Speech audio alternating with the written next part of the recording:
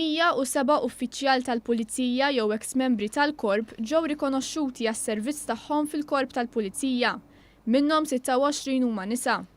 62 uffiċjal jew ex-membri li ilhom 18-il sena jagħtu servizz ingħataw midalja għal servizz twil u effiċjenti. Fost dawk li ngħataw rikonoxximent kien hemm il-kuntistabbli Mary Grace Bianco li ħadmet f'diversi taqsimiet fil-Korp, fosthom fl-iskwadra ta' kontra droga. Mawan Jus irrakkontat esperjenza meta rnexxiela ssalva l-ħajja ta' persuna li kienet mitlufa minn sensija għax għamlet abbuż mid-droga. F'dak il-punt aħna jatna l-għajnuna, provajna ntuha l-għajnuna minna ħatana u bis-saħħatek li konna fil-post u fil-ħin adakwat u adattat mutlabna l-għajnuna u dik il-persuna ġiet salvata.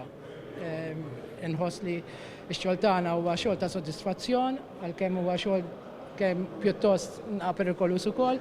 Biss f'daw il-25 sena nista' ngħid li dejjem kien xogħol ta' sodisfazzjon. Il-Ministru għall-Intern Michael Farrugia u l-Kummissarju tal-Pulizija Lawrence Cutajar faħru lill-membri tal-Korp tal-Pulizija s-servizz tagħhom.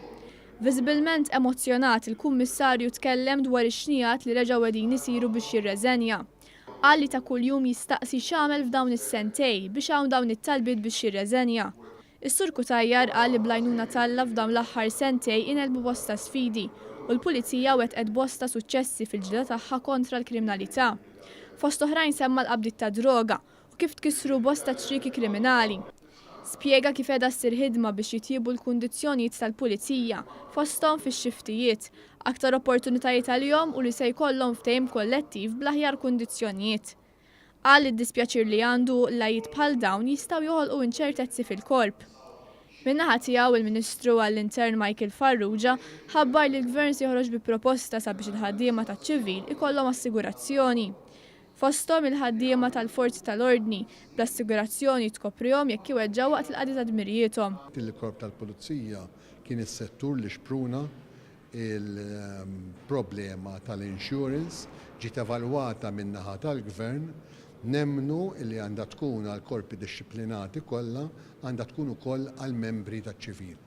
U għal din ir-raġuni il-Gvern se jkun qed joħroġ bi proposta bbażata simili ħafna għal kif jaħdem is-settur privat.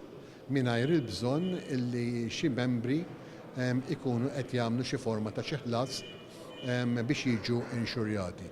Dak huwa proċess li se jkun qed jitħabbar fil-ġimgħat li ġejjin. Il-Ministru Farrugia ħabbar ukoll li sas-sena d-dieħla l-Pulizija se jkollhom uniformi uffiċjali u oħra l-ħidma ta' kuljum ġdida.